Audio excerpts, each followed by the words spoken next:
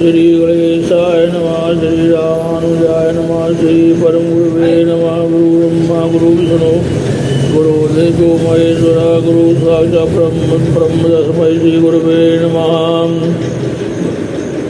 वक्रतुंड महाकाय सूर्यकोटि समप्रभा निर्विघ्नं कुरु मे देव सर्वकार्येषु सर्वदा सरस्वती महाभागे विद्ये कमलोचने विद्यारूपे विशालाक्षि विद्यादेहि नमोस्तुते।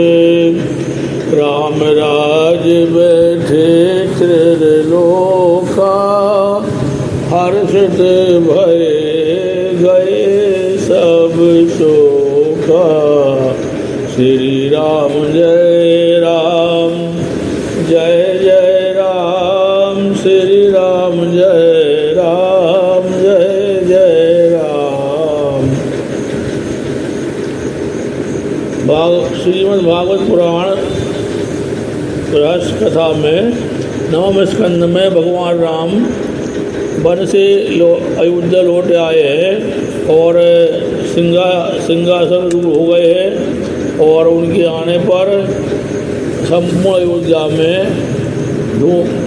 बहुत ज़्यादा खुशियाँ मनाई जा रही हैं। और जब भगवान राम आए तो अयोध्या में दीपावली जैसी मनाई गई। राम राज बैठे त्रिलोका हर्षित भय गए सब शोका। राम राज्य में सभी तीन लोग 14 भवन सभी जगह खुशियाँ छाई हैं। अब आगे की कथा है। रामराज में सारी प्रजा एकादशी का व्रत करती है। एकादशी के जब रसोई बनाने की बात तो दूर रही, अन्न के दर्शन नहीं करने चाहिए। कथा सुनते तो हैं किंतु व्रत भी तो रखना चाहिए। जब करूँगा एकादशी करूँगा, प्रभु सेवा के पहले भोजन न करूँगा, ऐसा कोई भी नियम अपनाओगे तो कथा से बढ़कर फल मिलेगा। हनुमान जी रामचंद्र जी की सेवा कर रहे हैं। वे इस प्रकार सेवा करते थे कि अन्य किसी के लिए सेवा करने का कोई अवकाश ही नहीं रहता था। सीता जी सोचने लगी कि इस हनुमान के कारण मैं तो अपने पति की कुछ सेवा कर ही नहीं पाती। जब सेव एक है और सेवक अनेक हों तो ऐसी विषमता हो ही जाती है। श्री कृष्ण गोविंद हरे मुरारी नाथ नारायण वासुदेवा। दासो हम के बाद सो हम हो सकता है। ज्ञानी लोग भी पहले दास भाव रखते हैं और बाद में सोहम की भावना करते हैं। सीता जी ने अपने पतिदेव से कहा मैं सेवा करूंगी, हनुमान जी को आप मना करें। राम जी ने कहा हनुमान जी को भी सेवा का अवसर देना ही पड़ेगा। उसने आज तक मेरी बड़ी सेवा की है, मैं उसका ऋणी हूँ। प्रभु को दुख हुआ कि लोग हनुमान जी को पहचानते और समझते नहीं है। सीता भरत और शत्रुघ्न हनुमान जी को सेवा करने नहीं देते हैं। राम सेवा ही तो हनुमान जी का जीवन है। सेवा स्मरण के हेतु ही जो जीता है वही सच्चा वैष्णव है। वेद से वैष्णव होना, वैष्णव कहलाना कठिन नहीं है, किंतु हृदय से वैष्णव बनना बड़ा कठिन है। हनुमान जी ने सीता जी से पूछा माता जी आप मुझसे नाराज हो क्या? आप मुझे राम जी की सेवा क्यों नहीं करना देती? सीता जी कहती है कल सेवा का सारा काम बांट दिया जाएगा और तेरे लिए कोई काम बाकी नहीं रह रहा है। हनुमान जी के वैसा विचार कर रहे हैं, एक सेवा बाकी है। राम जमाई ले गए तो चुटकी कौन बजाएगा? जमाई आने पर चुटकी बजनी चाहिए, अन्यथा आयु कम होता है। सीता जी ने कहा अच्छा तो यह सेवा तू करेगा। हनुमान जी आज तक दास भाव श्री राम के चरण ही निहारते थे, अब माता जी की आज्ञा के कारण मुखारबंद के दर्शन करने लगे हैं। और बात जानते हैं प्रभु घट घट की, बजाए जाओ प्यारे हनुमान चुटकी। सीता जी और राम जी यदि बातचीत करना चाहें तो भी बीच में हनुमान जी उपस्थित ही है। सारा दिन तो भरोज में निकल गया, रात्रि आई, राम जी के पास हनुमान जी पहले से ही आ गए। सीता जी कहने लगी हनुमान अब तुम जा सकते हो। हनुमान जी ने कहा माता जी आप ही ने तो मुझे यह सेवा सौंप दी है, प्रभु कब जमाई ले यह कौन जान सकता है, सो मुझे तो यही रहना पड़ेगा। सीता जी ने राम जी से कहा नाथ अपने सेवक को अब बाहर जाने की आज्ञा दीजिए। राम जी मैं हनुमान जी को कैसे कहूँ, मैं उसका ऋणी हूँ, उससे एक उपकार के बदले में अपना प्राण दूँ तो भी कम है। प्रभु की ऐसी बात सुनकर सीता जी ने हनुमान जी को बाहर जाने की आज्ञा दी। वे बाहर आकर सोचने लगे, एक सेवा मिली थी वह भी छीन ली गई। अब सारी रात में चुटकी बजाता रहूँगा कि जिससे राम की सेवा हर समय अपने आप ही होती रहे। इधर राम जी सोच रहे हैं कि मेरे ही का हनुमान जी जग रहा है, वह जागा करे और मैं सोता रहूँ, यह ठीक नहीं है। कीर्तन भक्ति भगवान को अतिशय प्यारी है। मेरा हनुमान जाग रहा है, मैं अकेला कैसे सो सकता हूँ। मेरे हनुमान को मेरी पत्नी ने निकाल कर बाहर किया है। रघुनाथ जी ने भी युक्ति सोची, वे बार बार जमाई लेने लगे और हनुमान के साथ साथ जागते रहे। सीता जी मन ही मन डर गई। पतिदेव कुछ बोलते नहीं है, वह भागी हुई कौशल्या के पास गई और कहा माता जी उनको शायद किसी राक्षसी की नज़र लग गई है। वशिष्ठ जी को बुलाया गया, वे समझ गए भगवान के किसी लाड़ले भक्त का आज अपमान हुआ है। भगवान के दुख से ही हनुमान जी दुखी हो रहे हैं। श्री कृष्ण गोविंद हरे मुरारी, हे नाथ नारायण वासुदेवा। जय श्रीमद् भागवत रहस्य कथा नवम स्कंद में पूज्य डोंगरी जी महाराज द्वारा अनुवादित कथा सुन रहे हैं। भागवत मैया की जय। वशिष्ठ जी ने सीता जी से पूछा आज का सारा दिन कैसे बीता था। कुछ गड़बड़ तो नहीं हुई थी। सीता जी हनुमान जी से सेवा भार छीन लिए जाने के कारण ऐसा हुआ और प्रभु ने ठीक से भोजन तक नहीं किया है। उन्होंने हनुमान जी की चुटकी बजाने की सेवा की भी बात बताई। सभी राम के आवास में आए, वहाँ हनुमान जी नाचते हुए राम नाम का जप कर रहे थे। श्रीमन्नारायण नारायण नारायण, श्री राम जय जय राम, श्री राम जय जय राम, श्री राम जय जय राम। वशिष्ठ जी ने कहा महाराज कीर्तन करो किसी चुटकी मत बजाओ, वैसा करने से राम जी को जमाई आएगी। जगत राम के अधीन है और राम आपके अधीन है। वैसे तो आप कौन है। हनुमान जी कहते हैं देह बुद्धि से तो मैं राम का दास हूँ, जीव बुद्धि से राम का अंश हूँ। आत्मदृष्टि से सोचो तो हम एक है, मुझ में और राम में कोई भेद नहीं है। भक्त और भगवान एक है। ब्रह्म का ज्ञाता ब्रह्म से अलग नहीं रह सकता। ब्रह्मविद ब्रह्मयो भवति, ब्रह्मविद ब्रह्मयो भवति, ब्रह्मविद ब्रह्मयो भवति। रामायण की कथा करुण रस प्रधान है। बालकांड के सिवाय अन्य सभी कांड आंसुओं से भरे हुए हैं। रामायण समाप्त होने पर वाल्मीकि सोचने लगे कि उसमें तो बस करुण रस ही है। अतः उन्होंने बाद में आनंद रामायण की रचना की। उसमें शोकपूर्ण प्रसंग नहीं है। महापुरुषों ने तो यहाँ तक कहा है हे सीते, हे देवी, इस जगत में आप क्यों आई। यह जगत आपके लिए अप्राप्त है, अपात्र है। श्री राम जी का चरित्र दिव्य है। श्री राम जी की मातृ मर्यादा पालन, माता पिता की सेवा, एक पतिव्रत भ्रात प्रेम आदि होने पर ही राम पाते हैं। राम मिले तो आराम मिले, राम मिले आराम मिलेगा, सुबह नहीं तो शाम मिलेगा। राम के बिना आराम शक्य नहीं है। रामायण का एक पात्र आदर्श है। आदौ राम दशरथ गृहे जन्मं वसिष्ठ आश्रम अध्ययनम विश्वामित्र यज्ञ रक्षांसि जनकपुरी धनुषभंगम सीता स्वयंवरम तदोपरांत अयोध्या नगरे आगमनम पिता वचनानि मान्यं चतुर्दश वर्षाणि वनगमनम हत्वा मृगङ्काञ्चनं वैदेही हरणं जटायुमरणं सुग्रीव सम्भाषणं बालीनिर्दलं समुद्रतरणं लङ्कापुरीदायनं मेघनाद कुम्भकर्ण रावणं रावणहननम् अयोध्या राजसिंहासने शोभितम् एतद्धि रामायणम्। यह एक श्लोकी पूर्ण रामायण है, इसका पाठ करने से धर्म लाभ मिलेगा। रामायण का एक पाठ आदर्श है।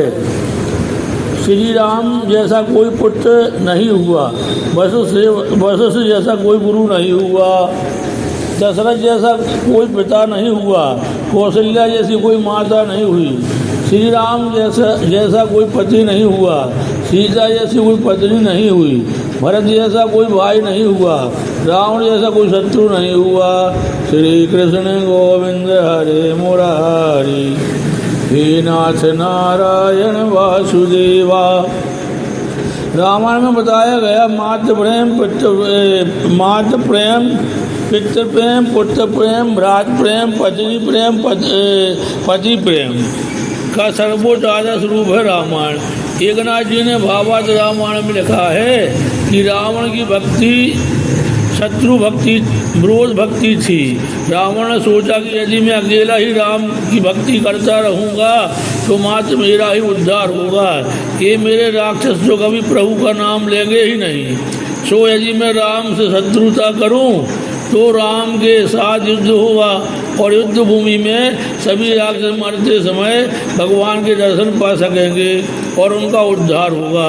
इस प्रकार सारे राक्षस समुदाय के उद्धार के हेतु ही रावण ने श्री राम से शत्रुता मोल ली। रावण ने कुंभकर्ण से यही कारण बताया था राम से अपनी शत्रुता का। रामायण श्री राम का नाम स्वरूप है। रामायण का एक एक कांड राम जी का अंग है। बालकांड श्री राम का चरण है। अयोध्या कांड श्री राम की जंगा है। अरण्य कांड श्री राम का उदर है।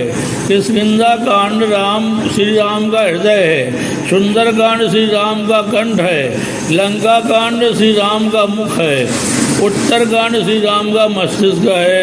श्री कृष्ण गोविंद हरे मुरारी हे नाथ नारायण वासुदेवा। श्री राम का नाम स्वरूप रामायण ग्रंथ जीव मात्र का उद्धारक है। राम जी जब भी इस पृथ्वी पर साक्षात अवतरित होते हैं तभी अनेकों जीवों का उद्धार करते हैं। इतना ही नहीं, जब वे प्रत्यक्ष विद्यमान नहीं होते हैं तब रामायण अनेक जीवों का उद्धार करती है। हमें निज धर्म पर चलना बताती रोज रामायण। सदा शुभ आचरण करना सिखाती रोज रामायण। श्री राम ने तो कुछ जीवों का उद्धार किया था, जबकि रामायण तो अब भी कई जीवों को प्रभु के मार्ग की ओर ले जा रही है। अनेकों का कल्याण उसने किया है, कर रही है और करती रहेगी। सो एक दृष्टि से हम रामायण को राम से भी श्रेष्ठ कहें तो कोई आपत्ति ना होगी। श्री कृष्ण गोविंद हरे मुरारी हे नाथ नारायण वासुदेवा। रामचरित मार्गदर्शक है। रामायण से सभी जीवों को शिक्षा मिलती है। रामायण सुर तरु की छाया, दुख भय दूर निकट जो आया। अपना मन कैसा है यह जानना है तो रामायण पढ़ो। रामायण का मनन करने से उसमें अपना मन दिखाई देगा। रावण मनोमालिन्य का दर्पण है, जिसका अधिकार अधिकतर समय निद्रा और आलस में बीत जाता है, वह कुंभकर्ण है। परिस्थिति काम भाव से चिंतन करने वाला व्यक्ति रावण है। रावण अर्थात काम रुलाता है, काम ही दुखदाता है जो रुलाता है। काम क्रोध मद लोभ सब नाथ रग के पंथ, सब परिहर रघुवीर ही भजऊं भजई संत। जो रुलाता हुआ रावण है, परमानंद में झुलाने वाला राम है। हृदय आनंद झूले में झुलाती, रोज रामायण हमें निज धर्म पर चलना सिखाती। रोज रामायण, रामायण के 7 कांड हैं। उन सभी की कथा ऊपर संक्षिप्त में कही गई है। अब उसका अध्यात्म रस देखना है। इसके 7 कांड मनुष्य की उन्नति के 7 सोपान है। एकनाथ महाराज जी ने कहा कि कांड विशेष के नामों का भी रस है। प्रथम कांड बालकांड है। बालक से निर्दोष बनोगे तो राम को प्रिय लगोगे। बालक प्रभु को प्रिय है, कारण कि बालक निराभिमानी होते हैं, उनमें छल कपट नहीं होता। विद्या धन और प्रतिष्ठा बढ़ने पर भी अपना हृदय बालक सा निर्दोष और भोला भाला ही बनाए रखना। निर्मल मन जन सो मोहि पावा, मोहि कपट छल छिद्र न भावा। बालका निर्दोष कांड है। राम कैसे मिलते हैं? जो बालक जैसा निर्दोष बन जाता है, उसे ही बालक से निर्दोष को निर्विकारी बनने का प्रयत्न करो। आँखों के द्वारा दोष मन में विवश न होता है। आँखों के द्वारा दोष मन में प्रविष्ट होता है। सो दृष्टि पर अंकुश रखोगे तो जीवन निर्दोष बनेगा। आँखों यानी दृष्टि। अब दृष्टि पे कंट्रोल रखना है, जिससे जीवन अपना सुखमय बने। जैसी दृष्टि वैसी सृष्टि। सृष्टि किसी को सुखमय लगती है तो किसी को दुख रूप। आँखों के द्वारा दोष मन में प्रविष्ट करता है। इस चीज़ का हमेशा ध्यान रखना है। सृष्टि में वैसे तो कोई सुख भी नहीं है और दुख भी नहीं है। सुख और दुख तो अपनी अपनी दृष्टि में ही होता है। इसी कारण से तो भगवान शंकराचार्य संसार को अनिर्वचनीय मानते हैं। यह वर्णन से परे है। बालक जैसी निर्दोष निर्विकारी दृष्टि रखोगे तो राम के स्वरूप को पहचान सकोगे। जीवन में सरलता आती है संयम से, ब्रह्मचर्य से। जीव मानापमान को भूल जाए तो जीवन में सरलता आ जाए। बालक के समान निर्मोही और निर्विकारी बनने से तुम्हारा शरीर अयोध्या बनेगा। जहाँ युद्ध वैर ईर्षा नहीं है वही अयोध्या है। बालकांड के बाद अयोध्या कांड है। अयोध्या कांड मनुष्य को निर्विकार बनाता है। जब भी जीव भक्ति रूपी सरयू नदी के किनारे हमेशा निवास करता है, तभी मनुष्य निर्विकार बनता है। भक्ति अर्थात प्रेम। अयोध्या कांड प्रेम प्रदान करता है।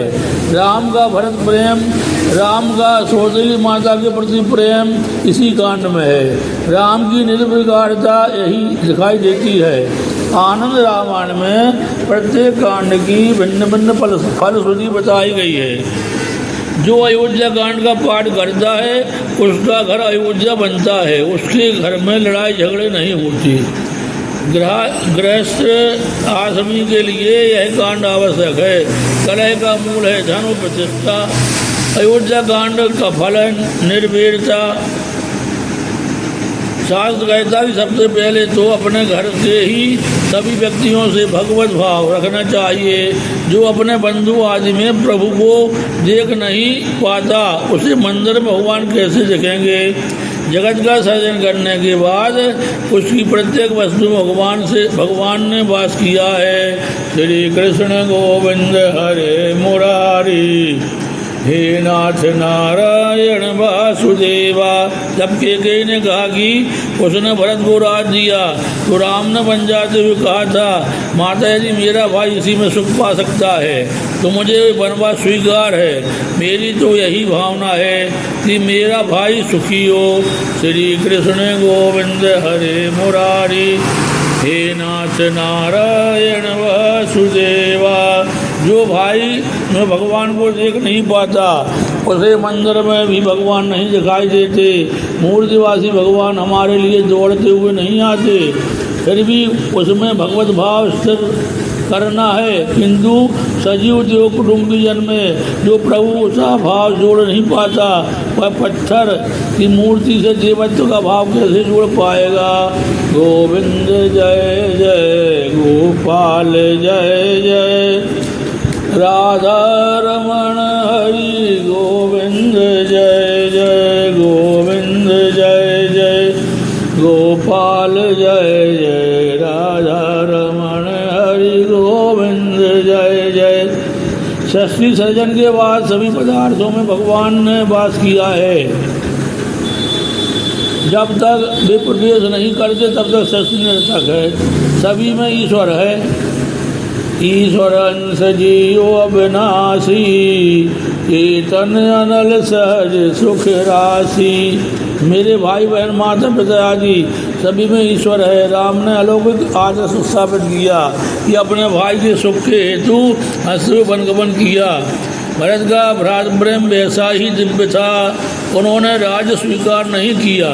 मेरे बड़े भाई वन की धूल छानते हैं, कंदमूल खाते हैं, दुखी हो रहे हैं, सो मुझे राज स्वीकार नहीं है। मेरे ही कारण वे दुखी हो रहे हैं। अयोध्या कांड के पठन से लड़ाई झगड़े बढ़ जाते हैं। जीवन को शुद्ध प्रेम में बनाओ। अयोध्या कांड के बाद आता है अरण्य कांड। यह निर्वासन बनाता है। निर्वीर होने के बाद विवासना सताती है। इस अरण्य कांड के मनन से वासना निर्मूल होगी। अरण्य वास करके तप किए बिना जीवन में दिव्यता नहीं आ पाती।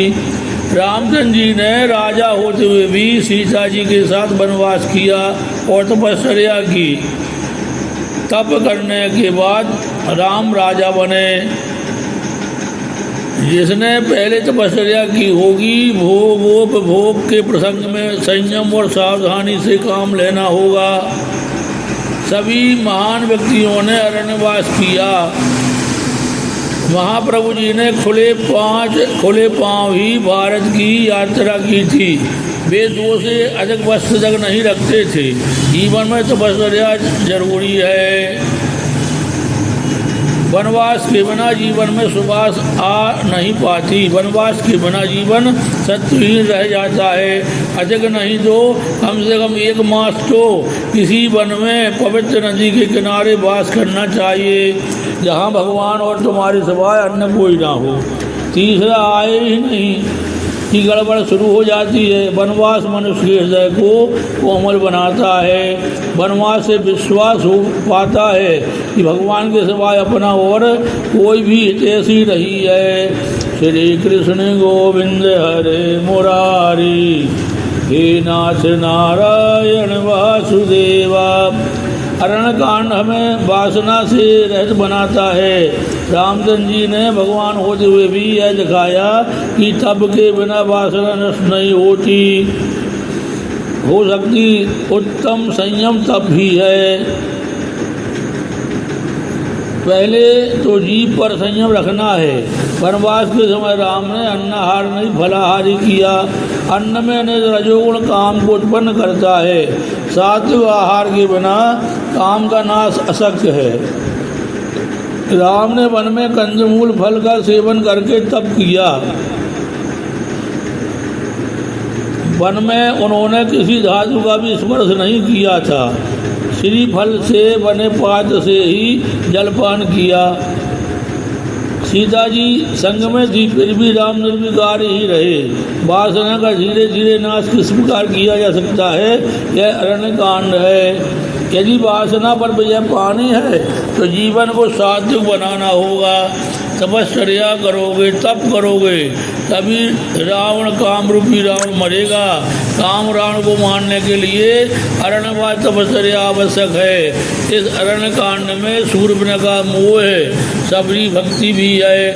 शूर्पणखा और वासना मोह की ओर भगवान कभी नहीं देखते हैं, वे तो सबरी शुद्ध भक्ति की ओर ही देखते हैं। मोह का नाश करो और शुद्ध भक्ति को बनाओ। मनुष्य निर्वैर और निर्विकार वासना रहित होता है, तभी किष्किंधा कांड में जीव की ईश्वर से मैत्री हो पाती है। अरण्य कांड में वासना के विनाश के बाद किष्किंधा कांड में सुग्रीव की राम से मैत्री हुई। जीव जब तक काम की मैत्री का त्याग नहीं करता है, तब तक ईश्वर से मैत्री नहीं हो पाती। श्री कृष्ण गोविंद हरे मुरारी, हे नाथ नारायण वासुदेवा। इस किष्किंधा कांड में सुग्रीव और राम अर्थात जीव और भगवान की मैत्री का वर्णन है। सुग्रीव ने काम का त्याग किया तो ईश्वर से मिलन हो पाया। ईश्वर से जीव का मिलन तभी शक्य है जब हनुमान जी ब्रह्मचर्य और संयम की मध्यस्थता करते हैं। जिसका कंठ सुंदर है वही सुग्रीव है। श्री कृष्ण गोविंद हरे मुरारी, हे नाथ नारायण वासुदेवा। कंठ की शोभा आभूषण नहीं, ब्रह्मचर्य और नाम जप है। नाम जपत प्रभु दीन प्रसादो, भगत शिरोमणि भय प्रहलादो। उल्टा नाम जपा जग जाना, वाल्मीकि भय ब्रह्म समाना। जपहि जियो जन जानहि जोगी, विश्व प्रपंच विरंच वियोगी। अतः जप सब साधनों से श्रेष्ठ है। ईश्वर और जीव की मैत्री हनुमान जी अर्थात ब्रह्मचर्य पर ही आधारित है। हनुमान जी ब्रह्मचर्य संयम के प्रतीक है। जिनका कंठ सुंदर है उसी की राम से मैत्री होती है, किंतु सुग्रीव अकेला कुछ नहीं कर पाता। उसे हनुमान जी ब्रह्मचर्य का सहयोग भी आवश्यक है। ब्रह्मचर्य की शक्ति के बिना भजन में आनंद नहीं मिल सकता, क्योंकि एकाग्रता नहीं हो पाती। हनुमान ब्रह्मचर्य की सहायता के बिना राम जी से मैत्री नहीं हो पाती। सुग्रीव को हनुमान जी के कारण ही श्री राम जी अपनाते हैं। सुंदरकांड, ईश्वर से मैत्री हुई तो जीव का जीवन सुंदर हो गया। सो किष्किंधा कांड के बाद सुंदर कांड है। जब तक जीव प्रभु से मैत्री करता नहीं, तब तक उसका जीवन सुधर नहीं सकता। किष्किंधा कांड के बाद आया हुआ सुंदरकांड सचमुच ही सुंदर है। इसमें राम भक्त हनुमान जी की कथा वर्णित है। भागवत के दसम स्कंद की भांति यह सुंदरकांड भी बड़ा रोचक है। भागवत में जो स्थान दसम स्कंद का है वही स्थान रामायण में सुंदरकांड का है। सुंदरकांड में हनुमान जी को सीता जी के दर्शन हुए। सीता जी पराभक्ति हैं, किंतु उनका दर्शन कब हो सकता है? श्री कृष्ण गोविंद हरे मुरारी, हे नाथ नारायण वासुदेवा। जिसका जीवन सुंदर बन पाता है उसी को सीता जी पराभक्ति का दर्शन हो सकता है। संसार समुद्र को पार करने वाले को ही सीता जी पराभक्ति के दर्शन हो पाते हैं। अकेले हनुमान जी ही संसार समुद्र को पार करते हैं। ब्रह्मचर्य और राम नाम के प्रताप से उनमें दिव्य शक्ति का संचार हुआ। अतुलित बलधामं सुवन शैलाभिदेहं, धनुर्बन कृशानं ज्ञानिनामागण्यं, सकलोन्नदानं वानराणामधीशं, रघुपति प्रियभक्तं वादजातं नमामि। राम नाम के प्रताप से उनमें दिव्य शक्ति का संचार हुआ। उनके सिवाय और कोई भी इस समुद्र को पार नहीं कर सका। ब्रह्मचर्य और राम नाम से ही उन्हें यह पार शक्ति मिली। समुद्र पार करते समय मार्ग में सुरसा ने बाधा डाला और धमकाया। सुरसा सदाती है, अच्छे रसी सुरसा है। सुरसा नहीं थी, नए नए रस की वासना रखने वाली जीव भी सुरसा है। सुरसा तो हनुमान जी संयम नष्ट सुरसा को हनुमान जी संयम ही नष्ट करते हैं। जो संसार सागर को पार करने का इच्छुक है उसे अपनी जीव को वश में करना पड़ेगा, स्वाद वासना को मानना पड़ेगा। श्री कृष्ण गोविंद हरे मुरारी, हे नाथ नारायण वासुदेवा। श्री कृष्ण गोविंद हरे मुरारी, हे नाथ नारायण वासुदेवा। इतनी कथा भगवान के चरणार बंदों में अर्पण की जाती है। गोविंद जय जय गोपाल जय जय राधा रमण हरि गोविंद जय जय। आरती करें।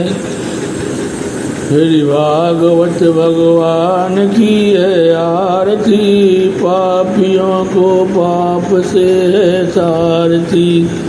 ए अमर ग्रंथ ए मुक्ति पंथ ए पंचम वेद निराला, नौ ज्योति जलाने वाला।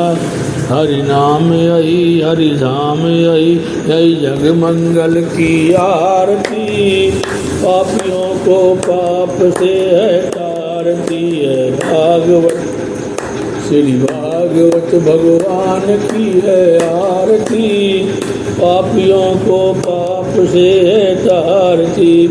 हे शांत गीत पावन पुनीत, पापों को मिटाने वाला, हरि रस दिखाने वाला। जय जुग करनी जय जुग हरनी, श्री मधुसूदन की आरती। पापियों को पाप से है तारती, श्री भागवत भगवान की है आरती। पापियों को पाप से है तारती। ए मधुर बोल जग बंद खोल, सन मार्ग दिखाने वाला, बिगड़ी को बनाने वाला। श्री राम यही घन श्याम यही, यही प्रभु की महिमा की आरती। पापियों को पाप से है तारती, श्री भागवत भगवान की है आरती। पापियों को पाप से तारती। कर्पूर गौरम करुणावतारम संसार सारम भुजगंधारम सदा वसंतम हृदयारविंदे, तम भवानी सहितं नमामि। मंदारमाला कुलितालकाय कपालमालांकितशिखराय दिव्यांबराय जगम्बराय। ओम नमः शिवाय नमः शिवाय ओम नमः शिवाय। ओम तत्पुरुषाय विद्महे वक्रतुंडाय धीमहि तन्नो दन्ति प्रचोदयात्। तत्पुरुषाय विद्महे वक्रतुंडाय धीमहि तन्नो दन्ति प्रचोदयात्। तत्पुरुषाय विद्महे वक्रतुंडाय धीमहि तन्नो दन्ति प्रचोदयात्। गुरु भागवत मैया की जय, कृष्ण कन्हैया लाल की जय। पूज्य पाठ डोंगरी जी महाराज की जय। माता पिता की जय, गुरु गोविंद की जय, धर्म की जय। जय जय सीताराम, जय जय सीताराम, जय जय सीताराम, जय जय सीताराम।